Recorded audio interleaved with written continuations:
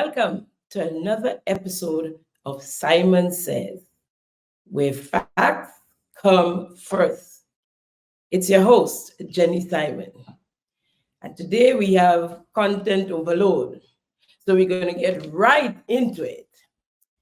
So someone came under my post of the last episode and accused me of being biased, among other things. And you know what's funny? When I meet my followers and my fans, they all tell me, you know why I like your program? It's because you're unbiased. Anyway, I guess people see things differently. And I'm not upset with her. I'm not upset with her. But this is a person who was an avid listener of me and the Heartbeat program when I did it for NDC for 5 years, from 2013 to 2018. Her mom and I exchanged numbers, and we spoke almost every day on the issues as it affected us as a people, with passion. No worries, no worries. However, the table turned, and it's we time now, the NDC, as they all say, is we turn now. So it's okay to condone wrongdoings. It's okay to condone things that we complained about before. It's okay to condone victimization. It's okay to condone nepotism. Because your daughter is eating a big chunk of the pie. So it's okay. And to defend, I didn't speak about her, but you defended. As my dad always used to say, people who don't have good foot just take in front. You defend it with all your might. Come in. Another one accused me of telling lies and something about what legacy I'm leaving for my grandchildren and my mother. Leave my mother out of your stories, right? But when I asked, I don't know if I heard him because some of them don't come with their real names. When I asked them to send me a list of the lies, some of the lies I've been telling, I'm still waiting. I'm still waiting for the lies. Now, because their heads are so deep in the sand, they cannot see and hear the wrongdoings of this so-called NDC administration right now, and of their beloved Prime Minister and his cabinet and his administration. They wouldn't stop to come up for air because why? If you come up, you're going to see and hear the lies. That's where it is. That's where the lies are. That's where the lies are. I want to play a clip of someone. I saw it and I'm going to share it with you. I'm sure some of you saw it already. Because when I speak here, sometimes you feel like you're alone in the wilderness, And when you see persons saying the things you've been saying all 19 months, 18 and some months, I'm happy to share it with you. That it's just not me, but there are others. Let's take a listen. I want to speak to them NDC people and them. And here is where I want to speak to all you. You see, I realize some of all of the code good. Some of all of the code good. Here is why some of all of the code good, eh?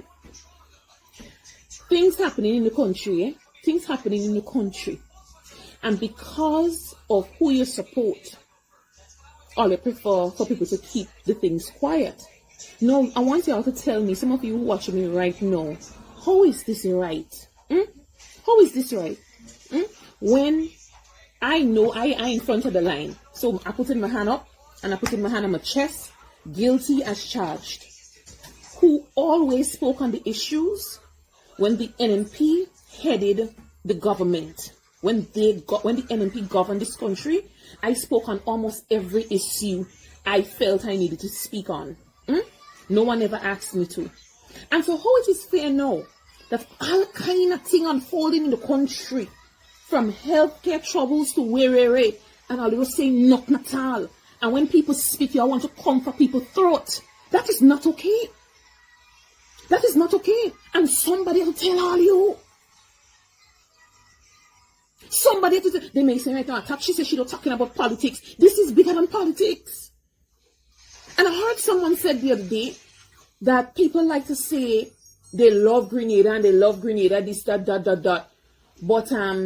But they're talking about the bad things that are going on. What are all those catch yourself saying in the country? So you can't love your country and address issues at the same time. You can't love your country and address the issues at the same time. The reason why some people, well, let me just speak for others and speak for myself. The reason why I used to speak is I love my country, so I want things right. The reason why I put my whole neck on a block is because I love my country. And what I'm saying is, all it just remaining tight-lipped. And I'm going to realize with some NDC people too, everything that happened wrong, they have like an excuse. And it's like, it's either obia or something, or they're making up some kind of story and some kind of excuse. And for me, it was sitting right in the heart while they're doing.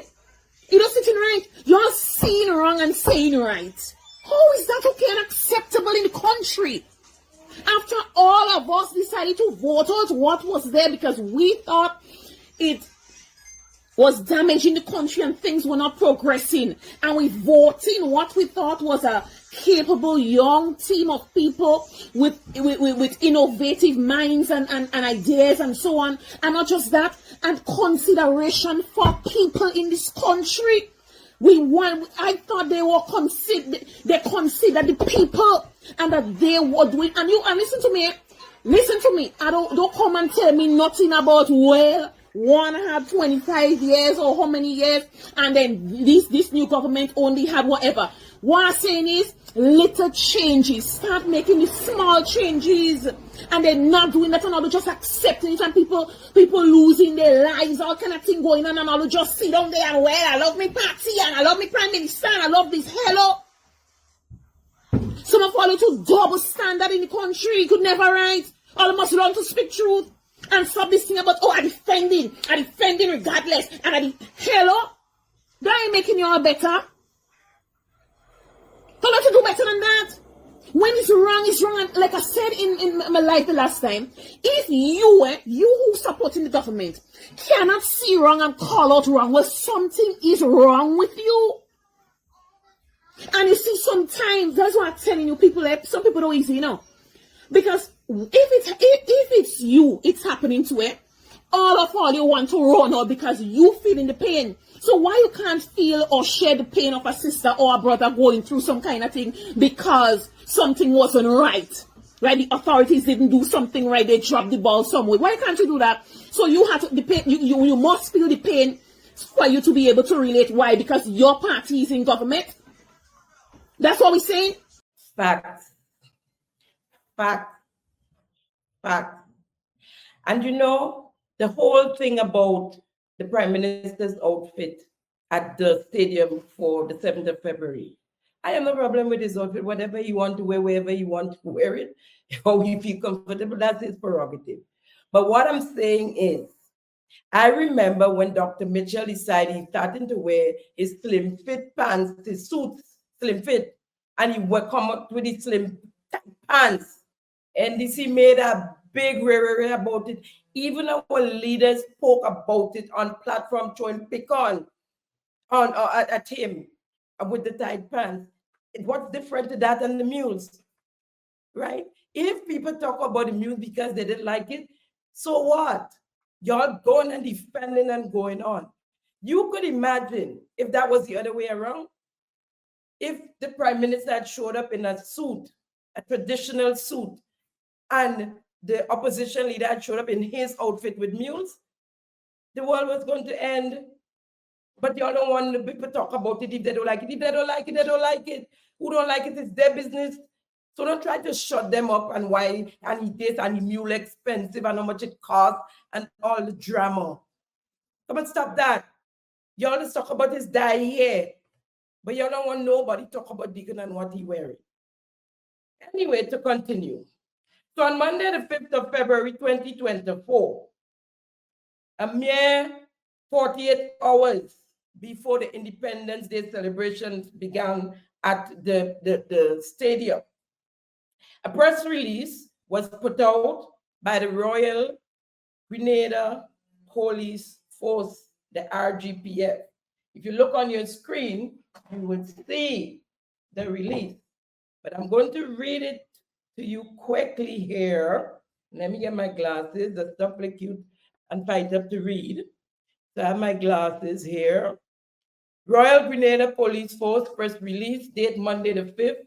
Restriction on amplified sound on Independence Day. The Royal Grenadier Police Force regretfully informs the general public that no amplified music will be allowed on Independence Day, February the 7th, except those approved by the National Organizing Committee, that's the NOC. Now, all permits previously granted, and that is by the NOC, for the use of amplified sounds on that day are hereby revoked. The RGPF sincerely apologizes for any inconveniences caused and appeals for the full cooperation of the public. Comes from the Office of the Commissioner. Now, people don't just get up and decide they're having an event. No. In most cases, I should say. 9 times out of 10, you plan, you're going to have it for weeks, you advertise, you tell all involved, you get your meat, you season it up, you know what you're cooking, you prepare for the day. And so when you decide to tell them a few hours before that they can't have their event, losses are being incurred. Now, you said restriction of amplified music, right? And you said no, N-O, the word no, amplified music will be allowed on Independence Day, February the 7th, right? Now, if you didn't know, let me tell you, and let me read out to you the members of the NOC, right? We have Dr. Wendy Crawford as chairwoman. We have Mr. Don McKenzie, the RFP represent the RGPF, Mr. Larry Barry, the NDC, Ms. Roxy Hutchison, Foreign Affairs, Ms. Amanda Jack, parish lead for Carriacou, Ms. Seville Francis, parish lead for St. Patrick, Ms. Cavell-Lett, deputy chair of the NOC, Mr. Nolan Cox, NNP representative, Mr. Kwame Amar, Diaspora UK, Mr. Willen Thompson, security, Honorable Deacon Mitchell, parish lead for St. David's, Mr. Allington Martin, parish lead for St. Mark, Mr. Orlando Romain, creative director, Ms. Jackie Alexis, National Celebration Committee, Mr. Leslie Ramdani, private sector, Mr. Zenith Macmillan, Diaspora USA, Ms. Jacqueline Smith, parish lead for St. Andrew, Sandra Pear, Diaspora representative, Canada. Now, I hope you notice that the Prime Minister and Orlando Romain, who is probably, if we had one, the Deputy Prime Minister by now, and Ms. Cavell-Lett, the CAPSEC, who is the Deputy Chair on the NOC, they're all on that committee, right? These are important people to note. Now, on Friday the 9th, February 2024, a press conference was held to update the nation on the celebration thus far, and I thought that was a good thing, you know, to keep it abreast. So we're going to hear certain things now that people have been questioning all along.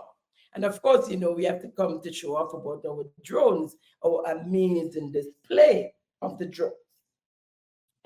On that panel was Dr. Wendy Crawford, the chairwoman of the NOC, Mr. Orlando Romain, the creative director of the celebration, and Ms. Gail Purcell, the director of the secretariat, and Mr. Ricardo Kings Douglas, Uncle Ricky. And he was the producer for the entertainment on February 7, 2024. Questions arise, of course, after they made the little chit-chat. The questions came, and one of them, of course, was about the restriction of amplified music. And let's hear what Mr. Romain, he took that question, and let's hear what he had to say about that. He was part. With regards to question 2, we did see the release put out by the RGPF. I will say the overall intent for that release was to ensure that the celebration activities was the focus of that particular day, and that no other permits will be granted for events that usually require a permit. And events that usually require a permit is large fets, parties, shows. So the release, the intent of the release was to speak to those types of events. I will agree that the wording could have been different because it gave the perception that there was no permission was given for any type of amplified sound. But that did not include things like persons going to the beach, you're by the rum shop or by a block and you're playing your music. It did not include those things because in the usual course of business, those would not require a permit to have amplified sound. So, there could have been some better wordsmithing, but I think Grenadians understood well what was being said and acted in accordance. And I don't think there was any issues that happened on a particular day that was out of control. But so did you take into consideration that there were people, if you having a particular day that you have gone into your planning round before, and as I said, the announcement came 1 day before, so people would have already made some expenses, and a lot of people would have made some expenses for the particular events, and then to be told on the last day that those permission had before, then whose losses, who compensate them for the loss? Yeah. So that really, the granting of permits and so on really sits within the remit of the RGPF. And so we have inquired, as to, whether it is that persons were granted and denied. I don't know of any particular event that was, the permission was repealed. But that's something we can certainly look into. Right. So we did see the release of the RGPF. Like me, I saw it. They just saw it. They saw the release of the RGPF. But he knew what the intent was. Okay?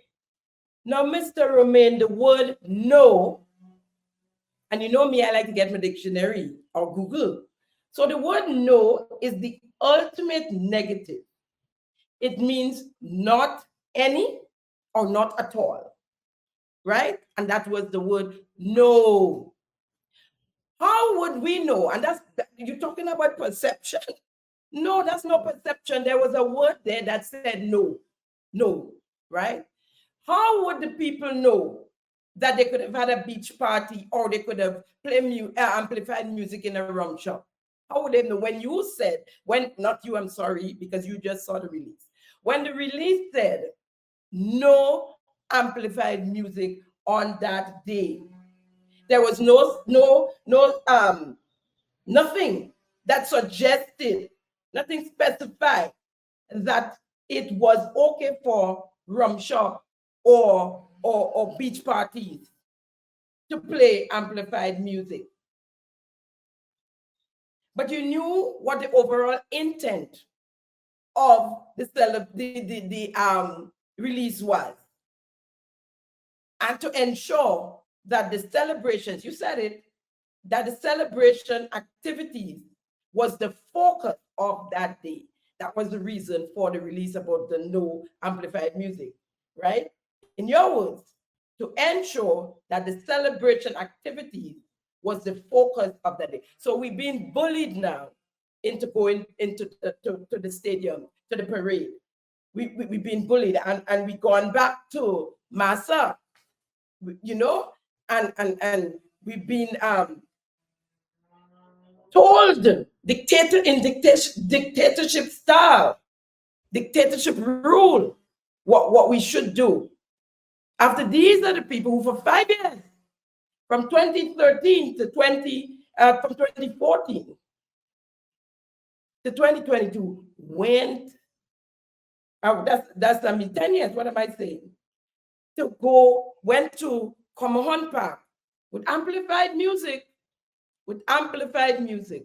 on February 7th for 10 years. The same set. Today, we're being bullied into going to the stadium, or else just sit at home and lick your lips.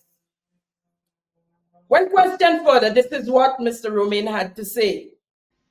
Mr. Romain, in response to Johnson's question about the revocation of the license, you said that the focus was for the main activity on that day. The notice came out 48 hours before. At what point in time did the NOC realize that there were other activities competing with the day's activity? Because I know of one event that was being advertised at least 2-3 weeks in advance. As mentioned, the release came out from the RGPF. We were notified once the release was out.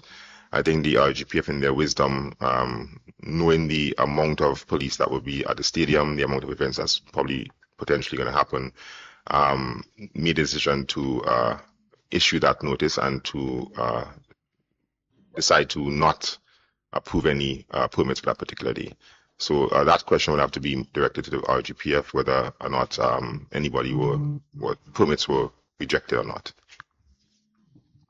No. My question has to the police issued it saying all permits issued has been revoked.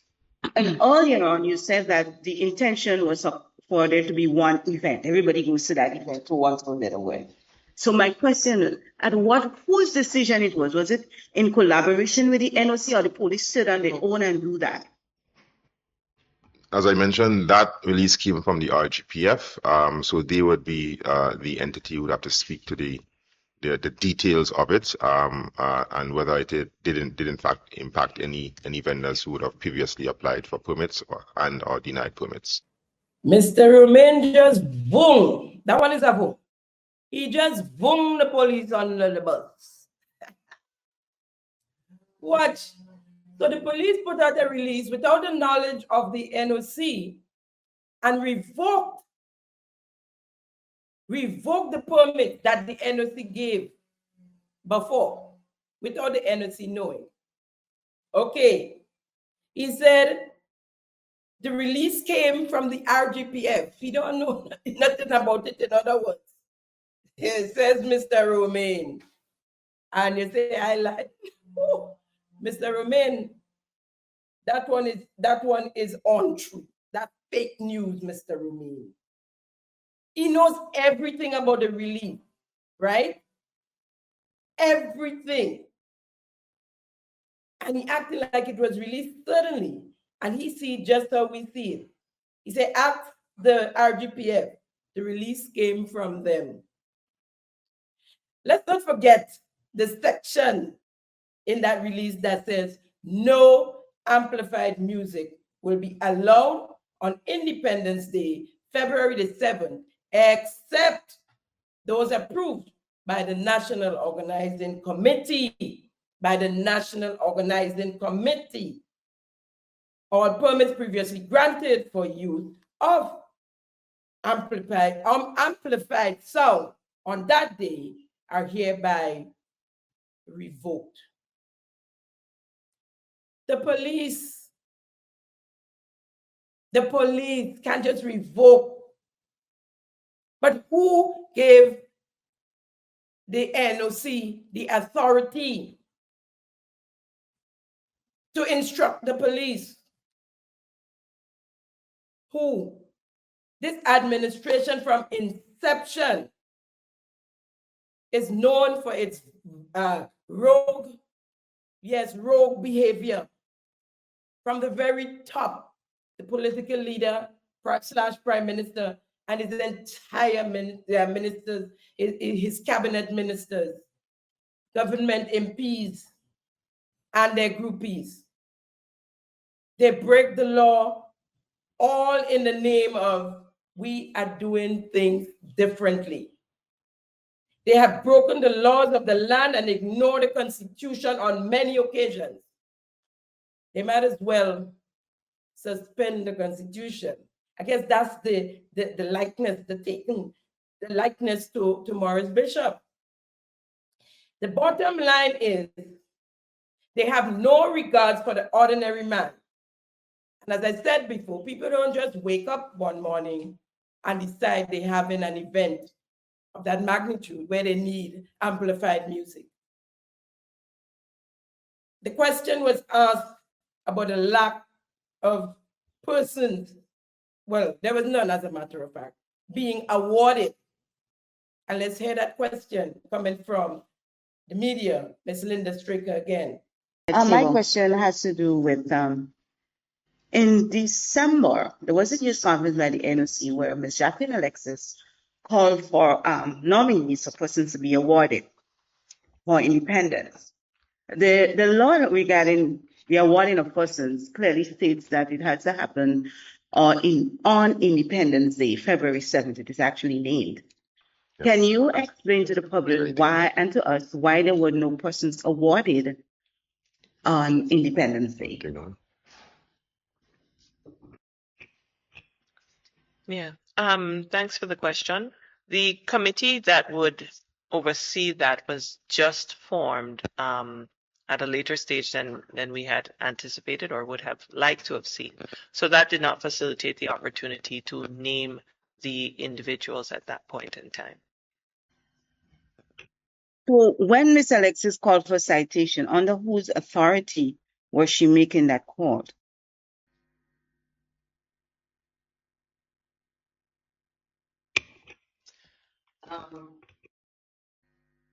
I would like to answer this one. The responsibility, the Governor General had asked us in the NOC to assist with the call for the nominations and so, but the Governor General's is responsible for the establishment of a committee, and she has done that. The committee has been established, and they are in the process of still collecting nomination. I think it might be closed by now, and that have to be reviewed by the committee that was established by the Governor General. And so we have decided that the awards will be held, or the Governor General has decided that the awards will be held at a later date, along with her committee. I hear what you're saying, but to the best of my knowledge, the committee was gazetted in the 19th January edition of the Gazette. That call was made in the last week of December. The committee live started on the 1st of January. That's why I asked, seeing that Ms. Alexis would have made that call before, under whose authority she made that call. My answer remains the same, Ms. Straker, the authority of the Governor General. Ms. Crawford, we could see your face, you know, we could see your attitude. What's that man in the public there, no? Only see their faces when they're like, what the hell? What am I going to say now? Lord help me. And it's making up as they go along. And then they just fell the Governor General under the bus to meet the RGPF. Because you see, the Governor General cannot be questioned. She don't do media. She don't do press conferences. She don't take calls and questions like that. So nobody could ask her anything. So we go pelt her up under the bus. I like to see their faces. I just love. Rolanda say, you take that one. You ain't answer that one at all. And they just like that to stutter because you're lying. That's why you're all telling lies, right? The committee spoken about are the people who receive an award for who are supposed to, should I say, for the 50th independence celebration. Least we forget there were none in 2023, and they promised that in 2024 they would get back on track with that. But they've decided, this thing is in law, but they've decided to have it another day. And that is only because Ms. Stricker raised it. If not, that was going to go right under the carpet. The law states, after receiving the nomination, the committee shall consider such nomination, conduct such investigation as it may deem necessary, and submit its recommendation to the Prime Minister.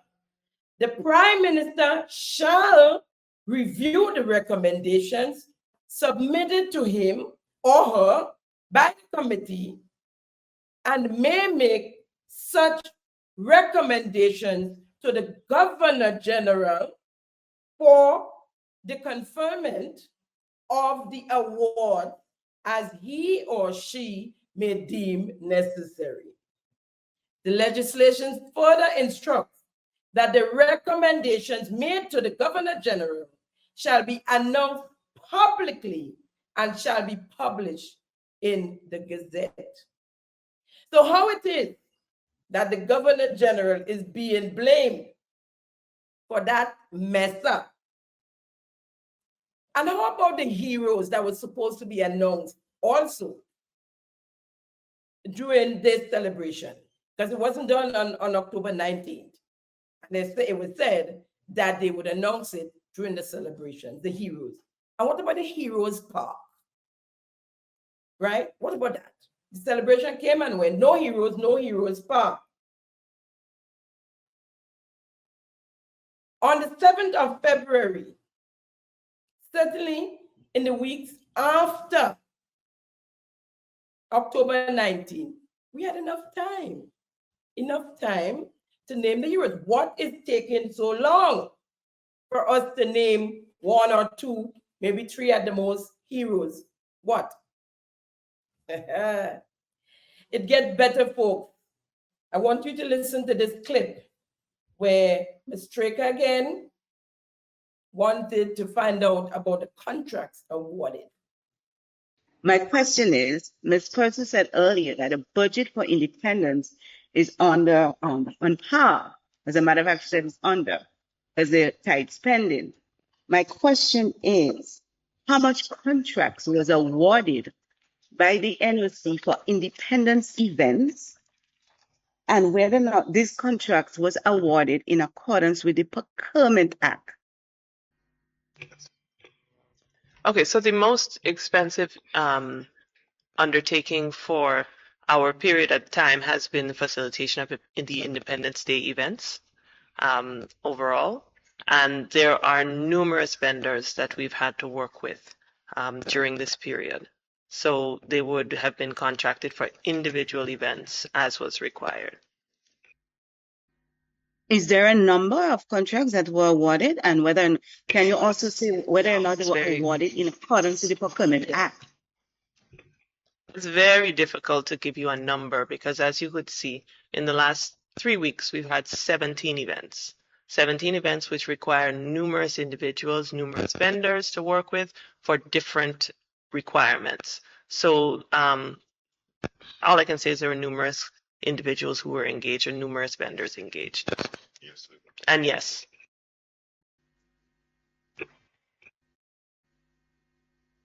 Yes to what, please? Yes to the procurement requirements. Very difficult to give a number. The secretary don't have staff. Is this another one-man show? No paperwork. You know that you're under budget, but you don't know how much contract you give. You can't call a number. You don't know what you do. What? That is incompetence, Ms. Person. I'm very sorry. That is incompetence. Or is it that you don't want to answer the question because of the person, some of the persons you gave contracts to?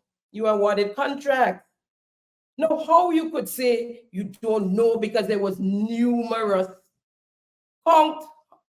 You didn't keep record of the people you gave awarded contracts for.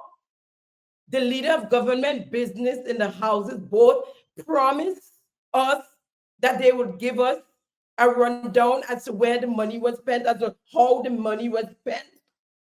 You all hiding the nepotism and the borderline corruption that took place with this whole celebration. Eh? Your answer is unacceptable, Ms. Purcell. The public would like to know who the contract was awarded to and how much was spent on the contract individually. Is it true, Ms. Purcell, that two big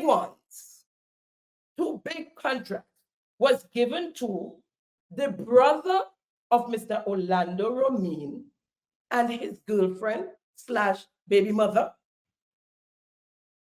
Did Orlando give his brother his title? Because we're hearing that the brother is the executive director. That's the position Mr. Orlando holds on the NOC committee.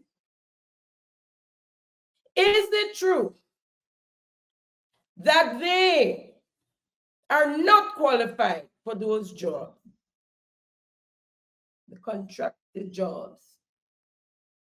How many other contracts out of the numerous ones, Ms. Purcell, that you spoke of are like those?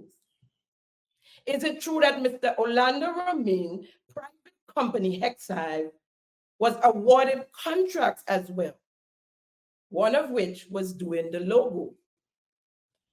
Something show up in my lap, showing me a little thing there with Hexhive. Let's put it up, share it, let's share it. Is it true your company, S13 Communications, was also awarded contracts, Ms. Purcell? What? I never see company bonds in my life since NDC take office. All kind of company. Everybody have a security company.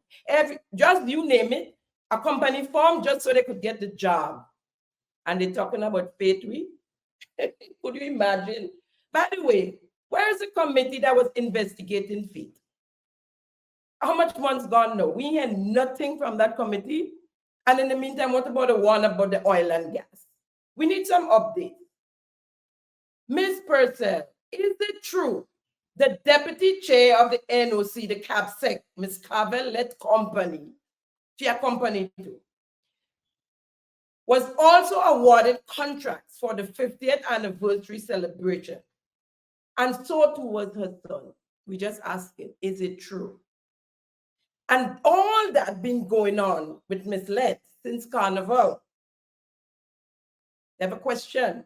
Whose company decorated the stadium and the stage for the National Queen Show 2023? Need I go on? I will save some for another time. Yes, Miss Puzzle. And you're vexed. You could see you're getting vexed now because you can't answer them questions honestly. So yes to what, Miss Purcell? Hey. Yes to the procurement legislation, Ms. Purcell? Is it really true the contracts were given in accordance to the procurement legislation? Was the amendment already done, changing the 10,000 threshold to 100,000? No.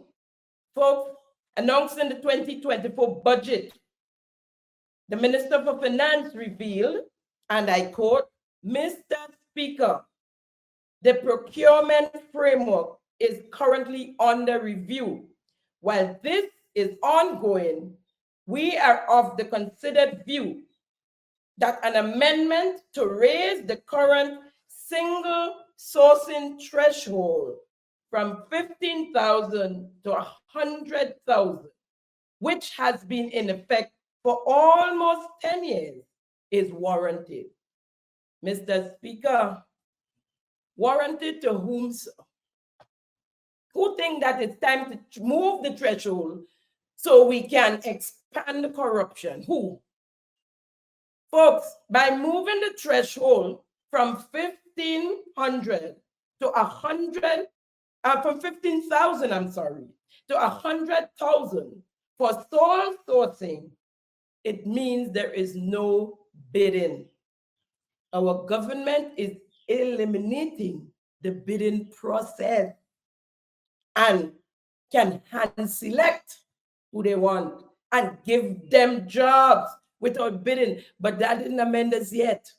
I believe we still at the 10,000. Right? But we ain't hearing about bidding. We ain't hearing about bidding. So contracts for the anniversary celebration was just given to family and close friends. Keep it in the family. That particular legislation was put in place to fight corruption. My people, the same NNP administration that we said was corrupt put that legislation in place. And NDC want to come and move it. And we're talking about bureaucracy. We're going to remove the bureaucracy. Things taking too long to happen. And nation builders come in place. Let's hear what Mr. Romain had to say on that. Grenada is ours, right? And following the June 23 election, we recognize the energy levels of Grenadians is high. And everybody is eager to get involved in nation building and to play their part. But we also recognize that the interaction with government agencies could sometimes be quite bureaucratic and frustrating. We are persons in the diaspora wanting to give back, wanting to contribute, and the process sometimes frustrates them and discourages them. So we recognize that, and we've designed a program that seeks to alleviate those barriers. And it's called Nation Builders. Essentially, Nation Builders is a program that seeks to connect citizens, private sector, and the government in a seamless way to engage in community-based activities. So, for example, if I want to build a playground, instead of going to the ministry, and in some instances, I mean, not with this government, but previous governments, they get it run around, you get frustrated and you just withdraw your services.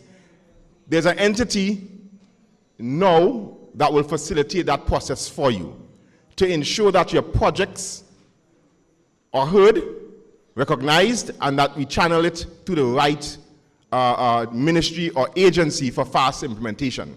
Nation Builders would also seek to collaborate with the private sector. So, for example, I may have an idea for a playground, I have $10,000, but I need another $20,000 to make the program a reality. Through Nation Builders, we will facilitate the pooling of resources by collaborating with the private sector, collaborating with other citizens to ensure the effective execution of those projects. So essentially, Nation Builders is a facilitator for citizens' involvement in the building of Grenada, Carriacou, and Petit Martinique. Do any of you just go to slide 2?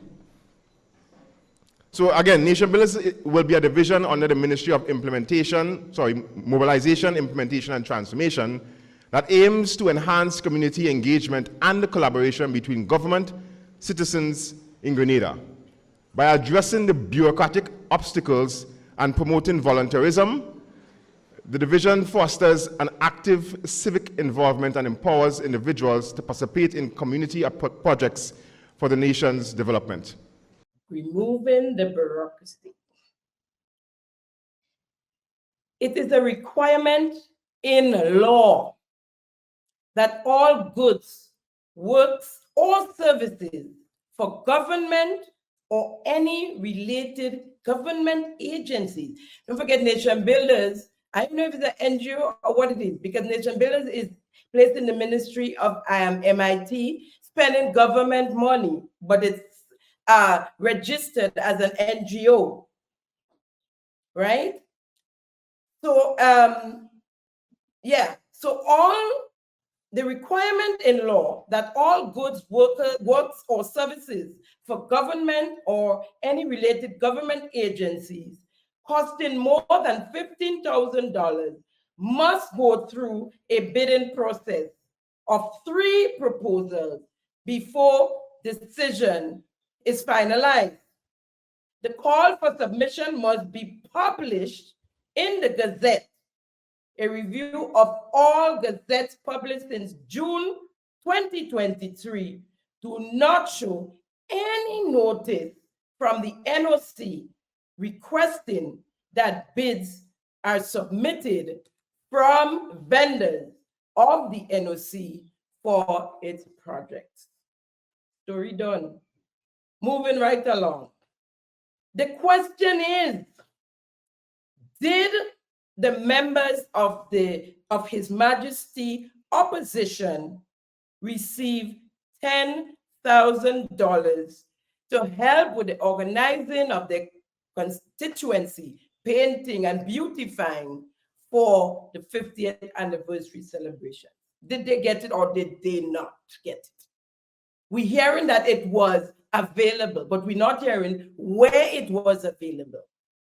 The opposition said they ain't get no such money.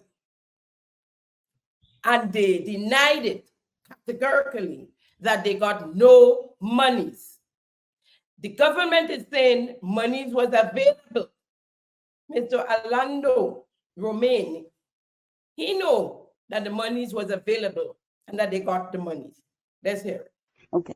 My other question is, on Monday, the opposition members had a news conference and disclosed that persons were coming to them claiming that they were awarded $10,000 for independent celebration activities in the constituency. The NOC, was that part of your expenditure? Awarding MPs $10,000 for independent celebration in the various constituencies? Was such a money assigned or allocated? I'll respond to that question. The answer is yes.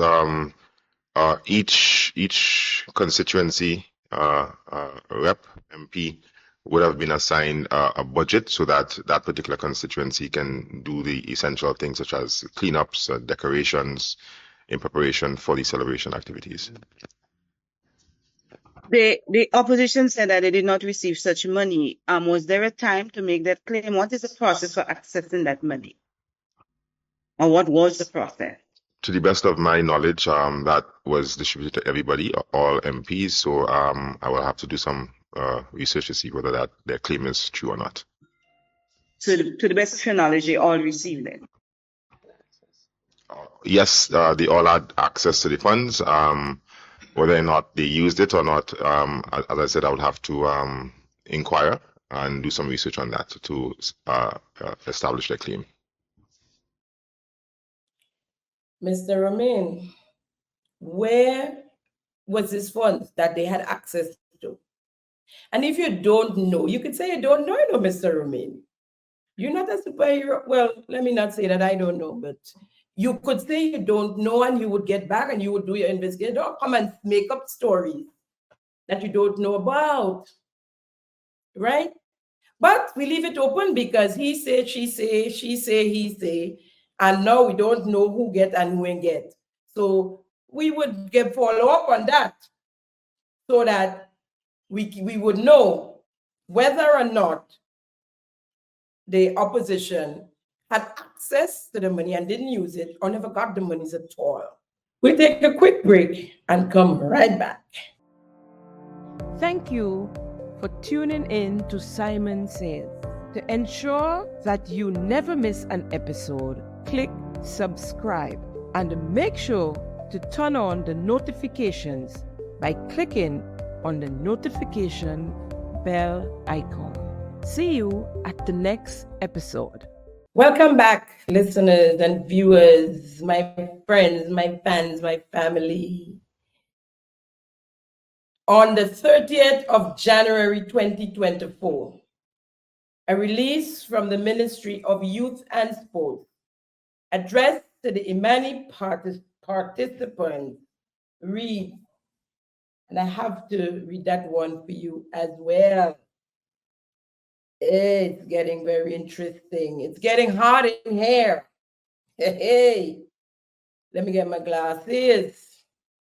Oh, look. I look cute. Adjustments to the stipend of trainees placed within the public sector. The Ministry of Youth and Sports, which is to express its appreciation, they come in nice and soft, to you for your hard work and dedication over the years, and extend warm greetings to you and your family for 2024.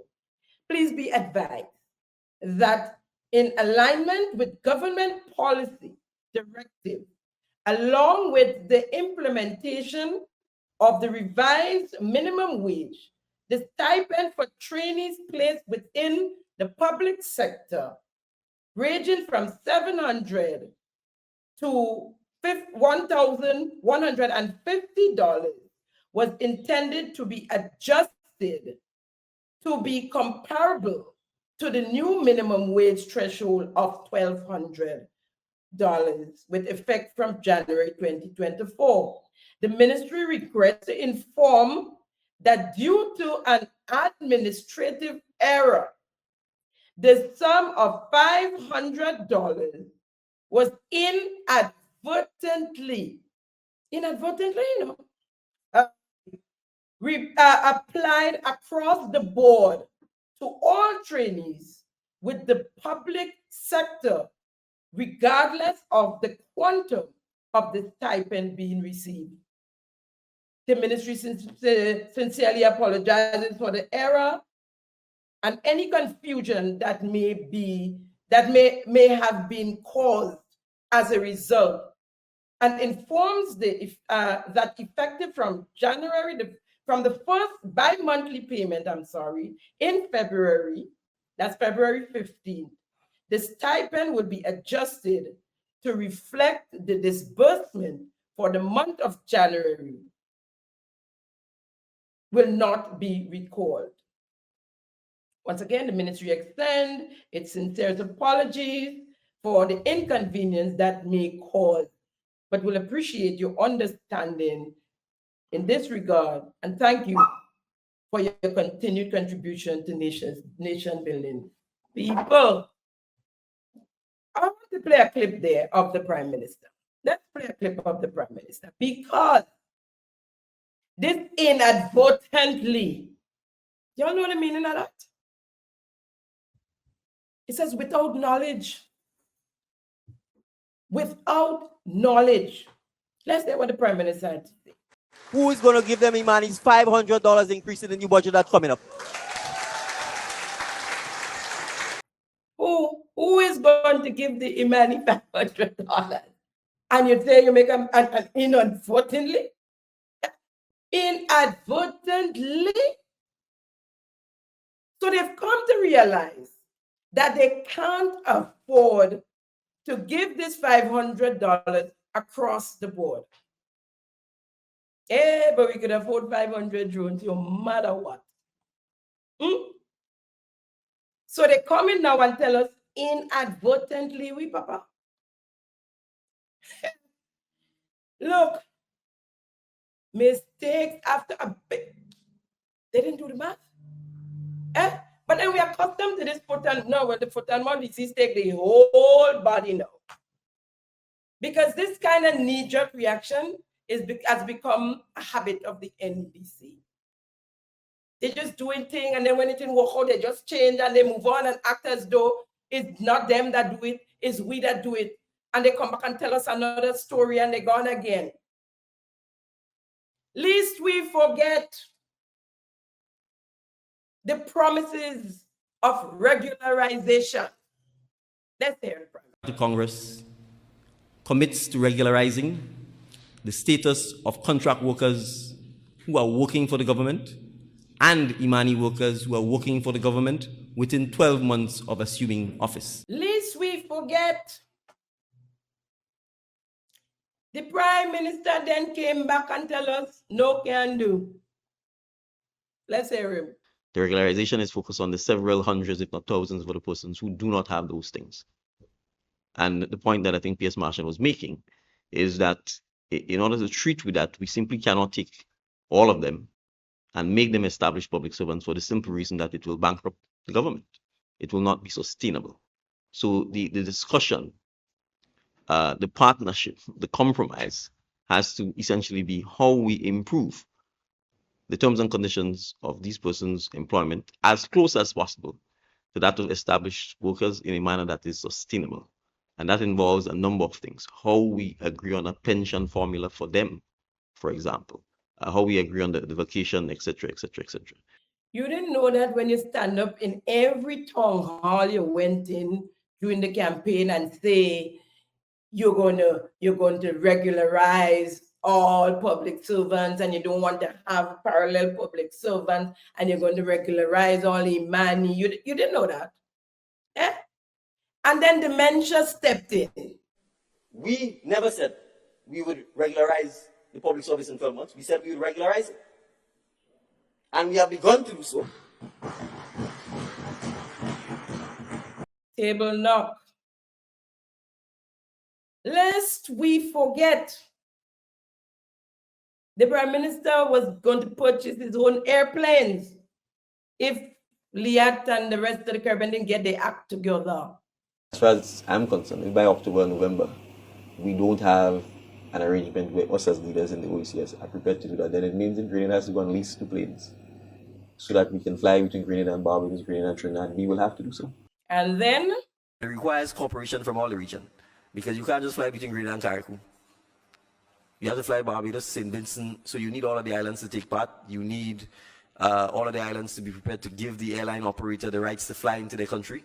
And if you don't have those things in place, air travel isn't going to come down. But it requires regional cooperation. It's not something that an individual island can do alone. Even if we bought a plane,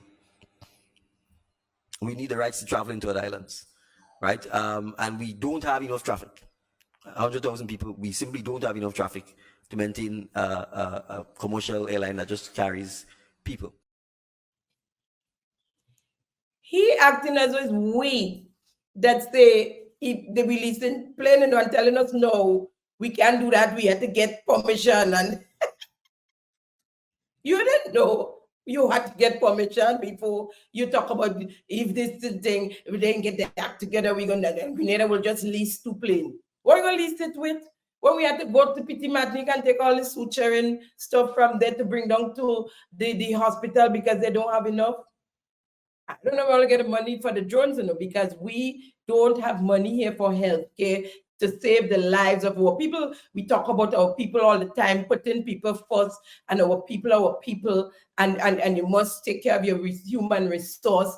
But we die at the general hospital because we don't have medication and we don't have, and people had to trips across the carnage with blood in their backpack, and their family have to go. All now, just this week, someone messaged me about they had a relative in the hospital, as a matter of, not message, but called me about it. And they were told that they had to take the blood to the Lagoon Road, to Kirani James Boulevard. It could be easily contaminated. Or the blood that they took could be contaminated while you on the bus with it, the valve break. This thing is not a joke. Lots of wrongdoings taking place, and we must not say anything. We must not say anything. You that tell us you're going and purchase plane, don't come now and tell us you can't just go to the plane because you have. Don't act as though it's we that say that. It's you that say that. Lest we forget the clip on the housing project in the 2023 budget. We have allocated $2.4 million to retrofit and upgrade the affordable houses that have been graciously donated by the People's Republic of China. We commit to the allocation of the 647 units no later than June of 2023. So, what happened to the housing project? We're almost in June 2024. What really is going on with the housing project, the low-income housing project that the Chinese so graciously gave to our poor people for free? Least we forget Stony Gut housing project. Initiatives in this budget cycle include: 1, the Stony Gut Climate Resilient Housing Development Pilot Project, which aims to construct modern, high-quality, climate-resilient Grenadian-style homes in Stony Gut in the parish of St. John. Construction is expected to start in 2023, Mr. Speaker, and $2.5 million has been budgeted. So, where are the houses in Stony Gut? And what happened to the 2.5 million budgeted for that project? 2.5 million was budgeted in the 2023 budget for the housing projects in Stony Gut. And then there was the trapping of the sargassum seaweed. If you view life negatively, you will simply perhaps see the sargassum as a problem. But if you view life positively, we know that everything that has been placed on planet Earth is placed there by the Creator. And He gives us the wisdom to find creative ways to use whatever it is that is on planet Earth. So we see the sargassum as an opportunity for us, in fact, to be able to use it to the benefit of Grenada. And so we intend, first of all, to capture the sargassum before it gets to shore. We intend to research, bring into Grenada nets that we can run along the coastline so that we can capture the sargassum before it gets to shore. We can then bring it ashore. We can then store it appropriately, conduct the necessary research on it, and use the findings from the research to create products that would be useful for us. And let me make it clear, there are already other islands within the OECS that has been exporting the sargassum to European countries. So we have an asset which is simply lying along our coastline, and we have not been utilizing it. We are satisfied that we have enough scientists, that we have enough researchers within Grenada, the OECS, and the wider Caribbean who will be able to help us address this problem. And so we do not intend to allow our citizens in Subies, Marquis, Grenville, and the coastal areas of St. David and St. George's to simply have to continue to live with the stench of the sargassum when it gets to shore and when the sun starts shining on it, which to a large extent is what creates the scent by the gases being released from the sargassum. So we intend to address this matter and address it in a way that will in fact create economic activities for St. Andrew and St. David. So we want to assure you that we will not simply allow this problem to go unchecked. You could trap the sargassum with nets. Since then, we had loads of sargassum coming in. Where the net? Oh God, how weak. Lest we forget. Lest we forget.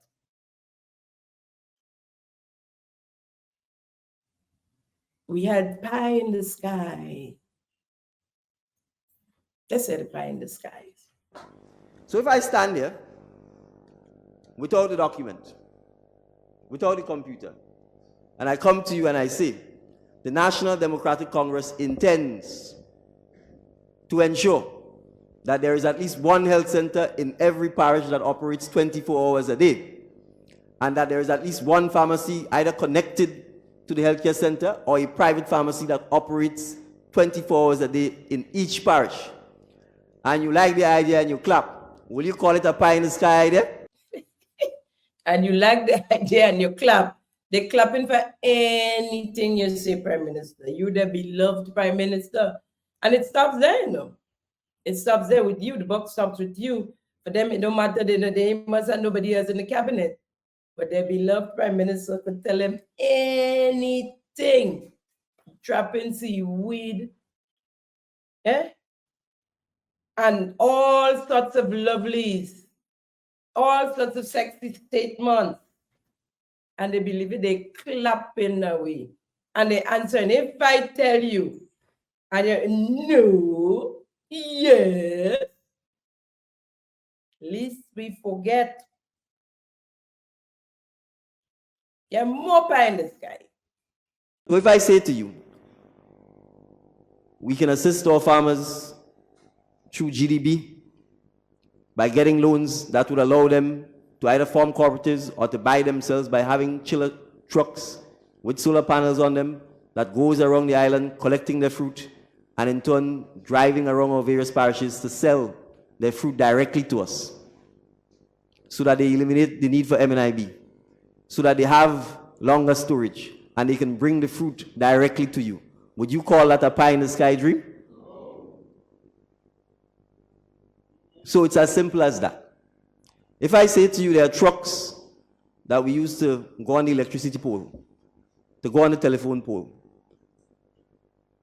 and these trucks probably finish work at 4 or 5 in the evening, and we can ask the owners of these same trucks to rent them or provide them for free to our farmers so that you can put men in the same bucket and you can go and pick the coconuts, you can go and pick the mango that is in the tall trees, you can go and pick the sapodillas, you can go and pick the guava, anything that you ordinarily would not be able to reach.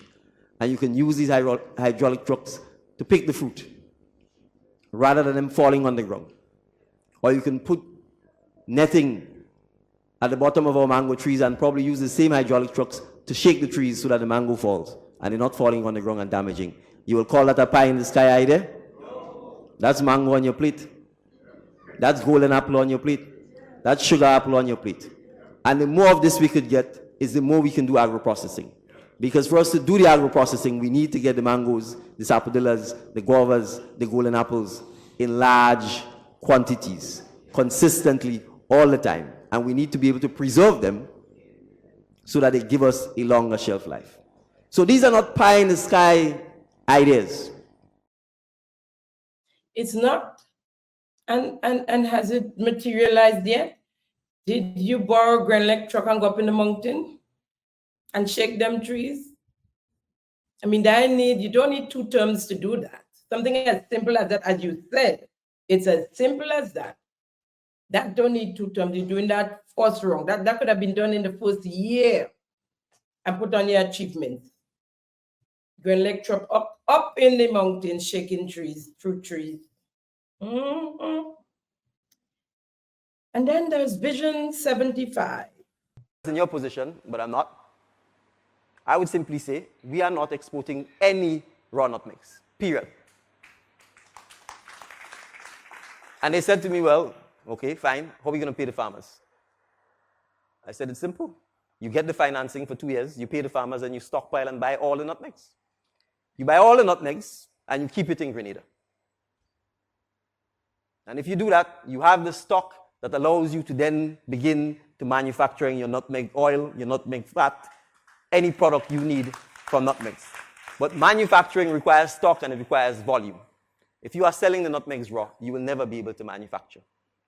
And you are caught in a centuries-old vicious cycle where you take your wealth, the black gold, as we call it, the pride of Grenada, nestled on our flag, and we hand it over to someone else to manufacture.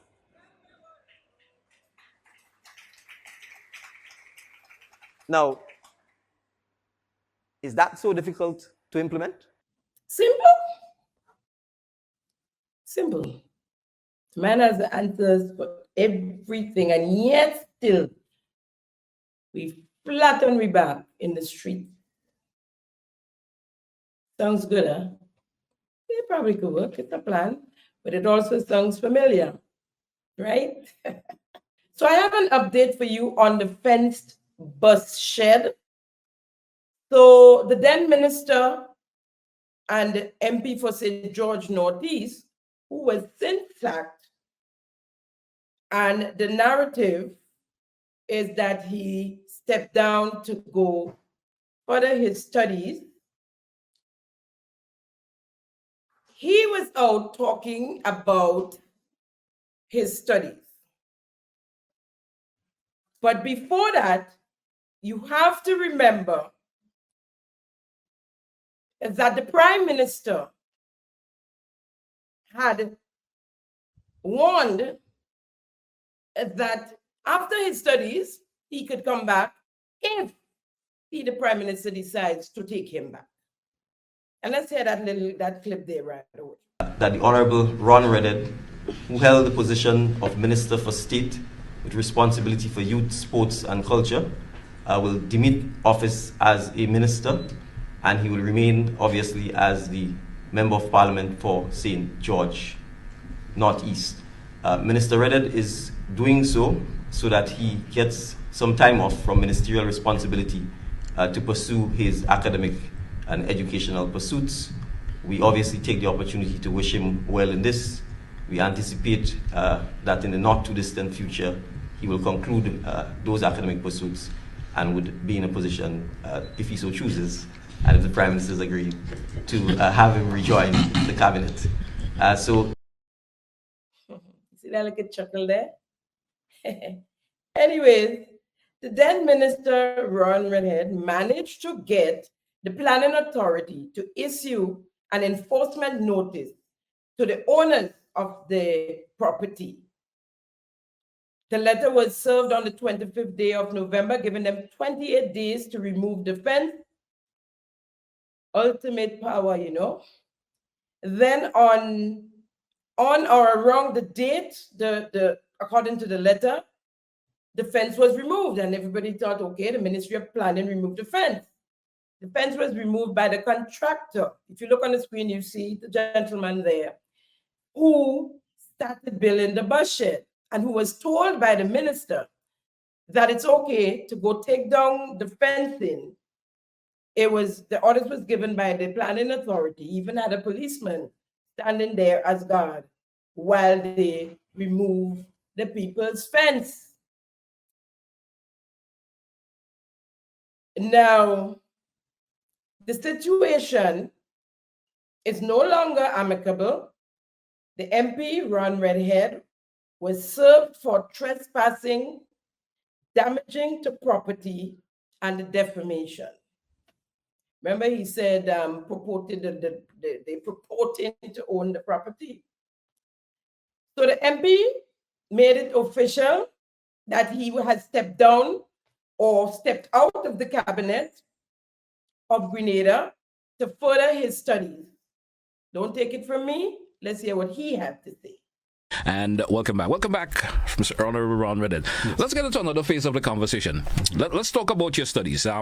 You of course, your studies, how it's been going. What are you doing in these studies? Or what are these studies in? What are that supposed to be? So, I'll just simply say it's a master's program. It's online. I would be starting my first course on the 4th. It's merely to finish up my degree. I started SGU in 2019. Mm-hmm. I had to certainly put it up for the election and general election, and I want to resume that because, as you know, in modern politics, a degree back in the days may not have been a primary focus because once you could capture the crowd, etc., you're a politician.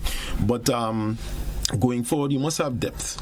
The public and certainly special interest groups expect that any politician would have rational thinking, would be able to critically reason on issues of national importance and not take an uneducated view.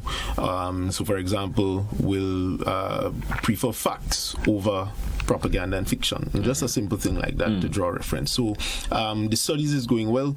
I must say there's another opposition parliamentarian that is attending the same university online as I am, and I wish that individual well as well. Right. So wish him all the success. So your course is actually online and not face-to-face? No, it's not. So I'm not leaving the country. I heard all kind of things that I'm going in Uzbekistan, all kind of places and so on, but I'm not going anywhere. I'm staying here and I'm doing the degree online. Right. And how long is it expected to last? I wouldn't want to give a precise date because it is largely dependent on my own scheduling of the courses, but it's not expected to be beyond 3 years. Oh, beyond 3 years. It's not expected to be. You know, there's always going to be that public's perspective, how they feel about this. Right. You know, someone will say, they are currently sitting MPs who are able to complete their studies and run their ministries or constituencies. Why do you think you find it necessary to step aside as of your ministerial duties?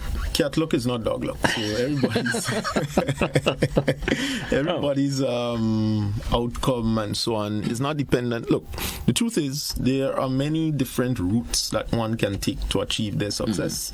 And I wouldn't want to specifically say that because Tom Jones did this, I, Ron Redhead, should do it and do the same. I don't know that it must operate like that. And then I want to finish up the degree on a high. I don't know that I want to just serve and have people helping me and so on.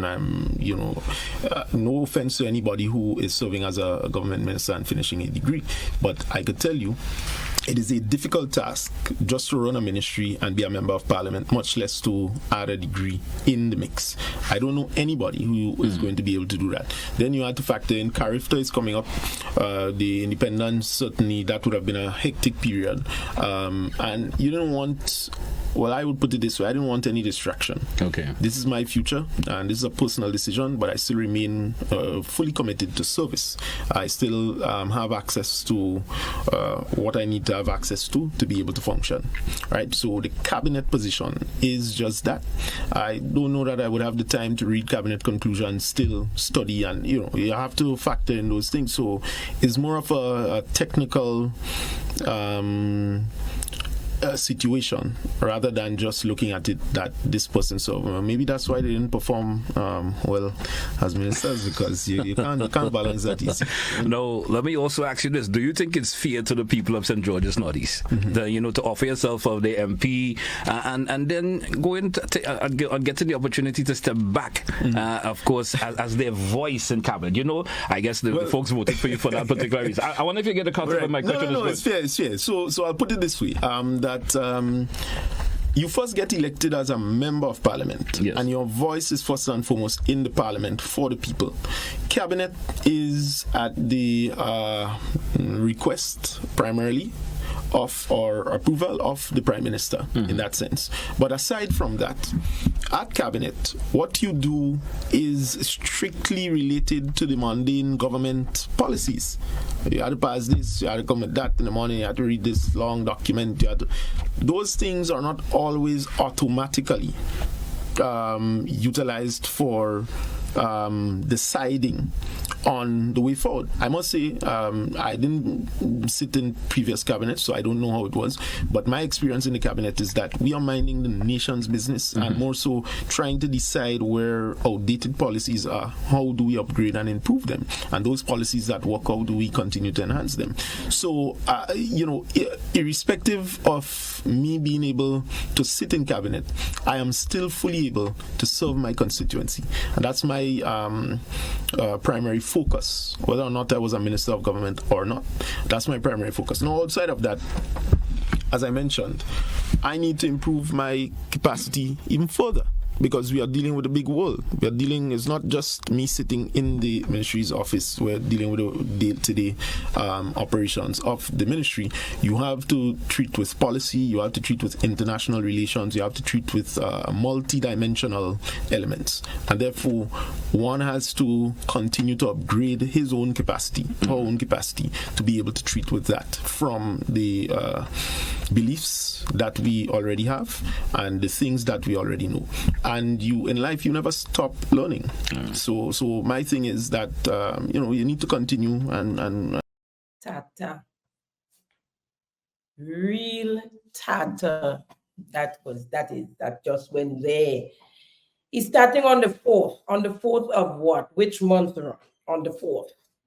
On the 4th of March, on the 4th of August, on the 4th of September, because semester is about to close off. So you're starting on the 4th. Which 4th? 1. Then you said studies are going well. Which studies? Because you said you're starting on the 4th, but studies going well. How long is the course? You say you don't have an exact date because it's largely dependent on your scheduling. So if it's largely dependent on your scheduling, why couldn't you work and do your studies? Because it's on your scheduling, so you schedule to suit when you're not busy. What is the rush? You have Carifta coming up and all the complaints about all of that, and you want to study. What is the rush? And this thing about depth and to give facts. You have to go and get a master's to go and give facts. I don't know masters, but Simon says it's give facts from start to finish. And depth, there are people sitting in your in that cabinet where you was that have degrees, not one, more than one, and they have no depth, absolutely no depth. So what are you talking about? Why you need to go and study to get depth? And where is your scientific study to show that the people out there want a minister with a master's degree when you left people in your cabinet that barely have CXC subjects? What you talking about? Why y'all just think we just sit down here lapping up all this nonsense that you speak of? A degree doesn't automatically give you depth, Mr. Redhead. And if such is the case, as I said, there should be a long line of ministers following you out of the cabinet to go and study to get some depth, because they have none. You see, there's no need to explain. You start at the press conference, the Prime Minister say what he said, you come in and say what he had to say, story done. Let people speculate, let people say what they want to say, and just keep moving. But we all know you've been fired. Yeah, we know. We know, you know. We know people talk. We know you've been fired. And we could tell from there. It was only a matter of time, right? You learn to zip it, because all kind of the paper must be done after you went on to the point. And speaking of zipping lips, but I must say, he kind of toned down a bit. He doesn't talk so much anymore. I know what happened, but he toned down. He don't pose as much either. The acting prime minister a few days ago, I didn't even know he was acting, because I know Minister Andel was acting. I didn't know the prime minister went, but and then I don't know when he came and went back, and the Andy Williams ended up acting. I'm sorry, I cannot put honorable to this guy name. I'm sorry. I don't disrespect them, but I can't put honorable to this guy before this guy name. Anyhow, he had the time to call in an early morning radio program to defend his cabinet. And let's hear an audio of what he had to say. Okay, this is Andy Williams, the MP for the Great South. Just happened to be listening to your program, Shaggy. Let me just make something clear, right? Now, I'm hearing about the $10,000 for the constituency allowance that was given to us. Shaggy, the Parliament is still in process of the whole documents and everything. So even we, as a government MP, haven't got anything as yet, right? But we will get it, because the Parliament is doing it. It's the first time it has been done in a long time or so, right? Number one. Number two, Shaggy, the money for the independence was made available to all MPs.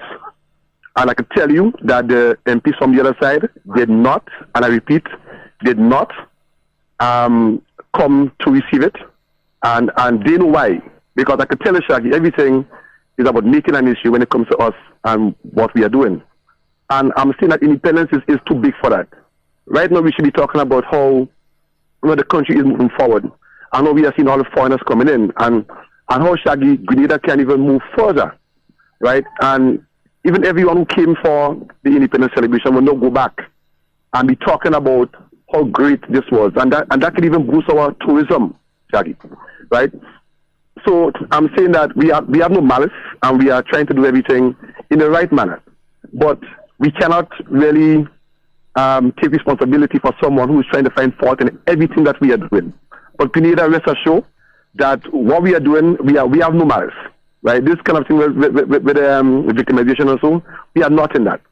Okay, sometimes, yes, we do make mistakes. Things may not happen how we want it to happen, but that's how it is sometimes. I know when I was in hotspots, Shaggy, I was given the contract to do school feeding for various schools. And sometimes, Shaggy, I was called maybe a month after and said, Andy, come and do this because this school haven't got anything as yet. So it's not anything new, Shaggy, and I can tell you that from first-hand knowledge. It's not anything new.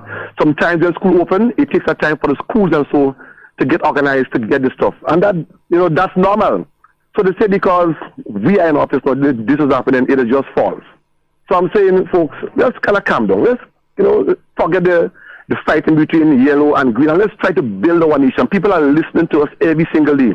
And what are we doing? Calling a program and just trying to demoralize each other? That is not nice. So thank you, Shaggy, for the time. You're most welcome. I want to just call just to clear up these things. You're most welcome. All right. Yeah, man. Nice. Okay. Now, he was given the contract. He said he was given the contract. So who was calling him to tell him some of the schools didn't get nothing yet?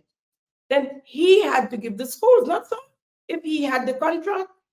But by the way, he's admitting to victimization, but it's a mistake and apologizing on behalf of the cabinet because mistakes are being made, can be made, and nobody's perfect. So that was it's mistake. Victimizing and I guess the nepotism, all of that is mistakes made, right? Lies, and more lies. You sit down there and decide you're going to call and make up. You, the acting prime minister, get up and go in the ministry and see if you could get some work done. There are no more bridges and curbs to paint. All the trees bandaged up already. Go and find some meaningful work to do for the pay you get in, that big money you're making, there, go and find some meaningful work and stop calling a program and talk nonsense. Because that was a whole load, a trailer load of nonsense you just said that. In the first place, you agree that they did not get the 10,000, the constituency allowance. And they were asked the question. They didn't just come out and say they didn't get it. The media personnel asked if they got that money already. And they said, no, you agreeing that they didn't get it. You all didn't get it either. But the monies we really want to know about is the 10,000 for the celebrations that been dangling back and forth. And you said they didn't come to collect it. No, you said a different thing. They didn't come to collect, kindergarten style talking. They didn't come to collect it. Where is this money that they didn't go to collect? Where is it sitting? Did they know that the money is there to collect? We need some answers. We have more answers to get from you guys about this $10,000. Folks, that's a wrap on today's episode of Simon Says. As always, it's a pleasure conversing with you, keeping them honest. Thank you for joining Simon Says. See you next week, same time, same place, where facts come first. Thank you for tuning in to Simon Says. To ensure that you never miss an episode, click subscribe and make sure to turn on the notifications by clicking on the notification bell icon. See you at the next episode.